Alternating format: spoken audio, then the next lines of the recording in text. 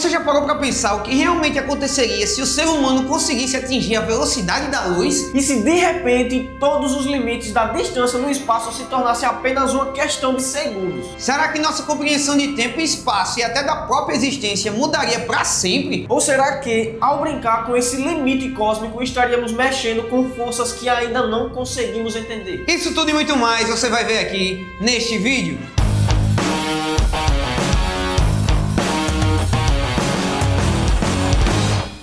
Ei, peraí! Você já parou para pensar? E se? E se para compreender o impacto dessa ideia, a gente precisasse voltar ao tempo no século 17? Galileu Galilei foi um dos primeiros a observar o céu com um telescópio e questionar o modelo que a humanidade carregava por mais de 1000 anos. Até então acreditava-se que a Terra era o centro de tudo, só que Galileu mostrou que não, e pagou caro por isso. Mas o legado dele abriu caminho para uma nova forma de pensar o universo. Pouco depois veio o Isaac Newton, com suas leis do movimento e da gravidade. Ele descreveu o cosmos como uma máquina precisa, regida por equações matemáticas. E durante muito tempo, essa visão foi o suficiente. O espaço era visto como um palco fixo, e o tempo como uma linha contínua, imutável. Mas essa era só a ponta do iceberg. O século XX trouxe um dos maiores choques intelectuais da história. Albert Einstein, em 1905, com a teoria da relatividade restrita, ele revelou algo que parecia impossível de aceitar. Espaço e tempo não eram independentes,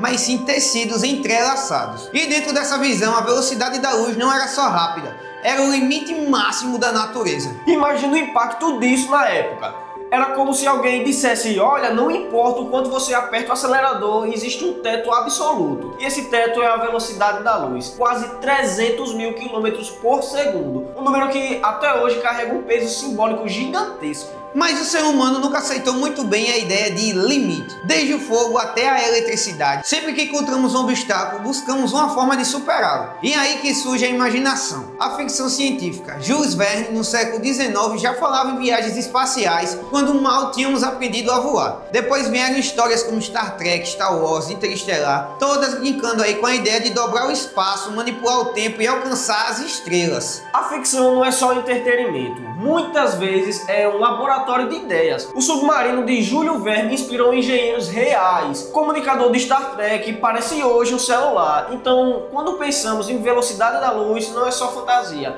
É também uma faísca para a ciência do futuro. Mas vamos ao ponto central. E se conseguíssemos, o que aconteceria? Primeiro precisamos entender que viajar a essa velocidade não é como aumentar o volume da TV de 10 para 20. É uma transformação radical das leis da física como conhecemos. O espaço se contrai, o tempo se dilata, a realidade, como percebemos, começa a se distorcer. É quase como se você deixasse de ser parte do mundo normal. Para quem está dentro da nave, a viagem pode parecer curta, mas para quem ficou observando da Terra, décadas, séculos, talvez milênios podem ser passados. Pense no seguinte, uma viagem até Andrômeda, a galáxia vizinha, levaria cerca de 2,5 milhões de anos se viajássemos na velocidade da luz. Isso significa que mesmo se partíssemos hoje, ao chegarmos lá estaríamos diante do presente daquela galáxia, vivendo aquilo que realmente acontece lá naquele instante, diferente do que vemos na Terra, onde só conseguimos observar a luz que saiu de Andrômeda há milhões de anos. Estar lá seria como abrir uma janela direta para o agora cósmico. Só essa noção já mexe com a nossa cabeça. Viajar a essa velocidade não seria apenas explorar o espaço,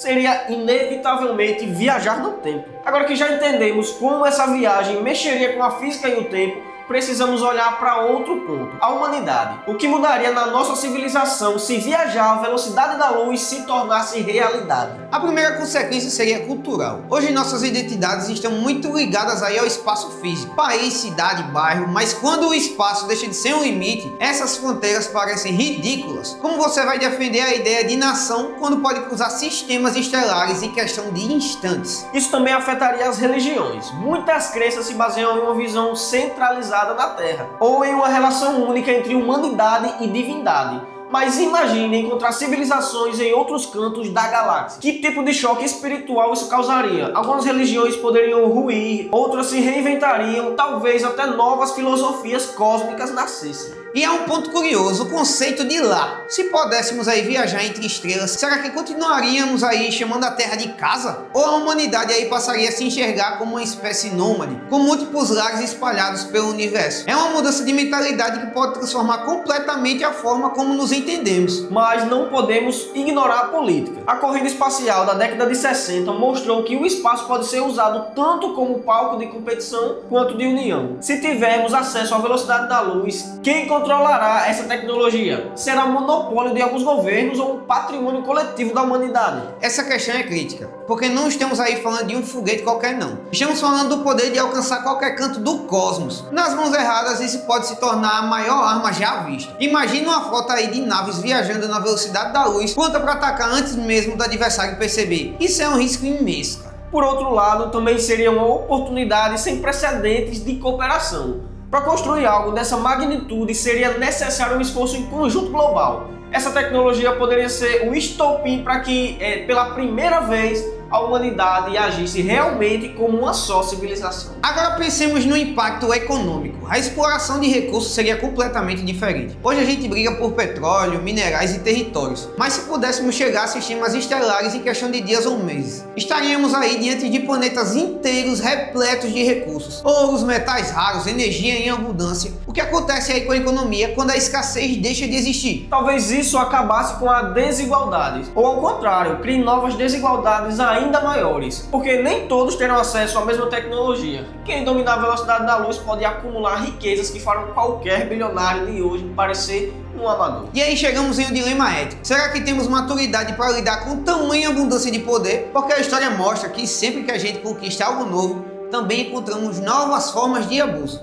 exploração e desigualdade também. A velocidade da luz pode ser tanto a nossa salvação quanto o nosso fim. Mas não é só sobre economia ou política, é também sobre olharmos para o tempo. Hoje nossa vida é medida em décadas, séculos e milênios. Mas quando você pode atravessar o cosmos e voltar para encontrar a humanidade transformada, o que significa ser humano? Você ainda pertence a um povo ou a uma época? Ou se torna uma espécie de viajante fora da história? Essa é uma das reflexões mais profundas. A viagem na velocidade da luz não é apenas uma experiência cósmica, mas também é uma experiência existencial. Ela questiona a essência de identidade, porque o tempo que hoje nos une como sociedade deixaria de ser uma linha comum. Cada grupo poderia viver em ritmo diferente. É como se a humanidade deixasse de ser única na linha do tempo e se fragmentasse em múltiplas histórias paralelas. Uns avançariam séculos, outros ficariam presos em realidades mais antigas. O conceito de agora deixaria de ser universal. Isso pode criar uma crise de pertencimento. Imagine voltar de uma viagem e descobrir que a língua mudou, que a cultura mudou, que até o próprio planeta já não é mais como você se lembrava. É um tipo de solidão que talvez nenhuma geração anterior tenha aí experimentado, né? E, ao mesmo tempo, pode ser também a chave de uma nova visão da coletividade.